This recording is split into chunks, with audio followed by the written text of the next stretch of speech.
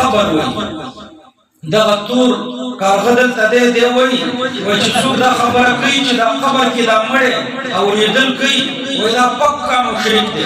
ولې پکا مشرک دی؟ وایي دلیل دا دی چې دا اورېدل ما تحت الاسباب کوي که ما فوق الاسباب کوي. نو که وایي ما تحت الاسباب کوي د اسبابو سره اورېدل کوي نو وایي اسباب کوم دي؟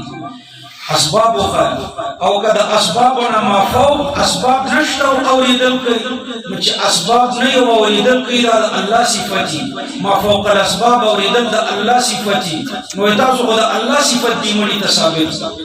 نو ما ورته وویل چې ګوره دا دوه ملایکې د قبر کې دې مړي ته کښېني او دې مړي ته وایي من ربک وما دینک ومن نبیک. دا خبرې دا مړی اوري که نه اوري؟ دا د ملایکې خبرې اوري. تپوس ترې نشته. دا اورېدل د اسبابو لاندې دي که د اسبابو نه بره دي؟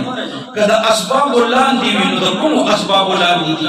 د کومو اسبابو لاندې چې دغه خبرې اوري د همدغې اسبابو لاندې زما او ستا خبرې مه اوري. ملایکې د عالم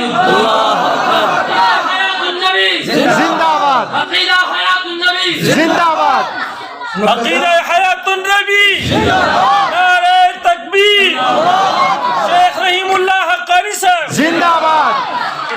نو ما ورته ویلي چې دا د ملایکو خبرې د اسبابو لاندې اوري که د اسبابو نه بره اوري؟ که د اسبابو نه لاندې اوري ما تحت الاسباب اوري.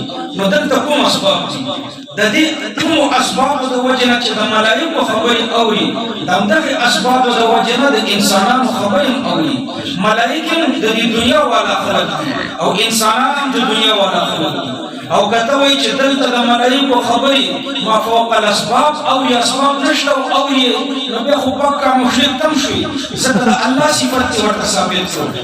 نو عرض مې دا و چې دا قبر کې دا مړی ژوند دی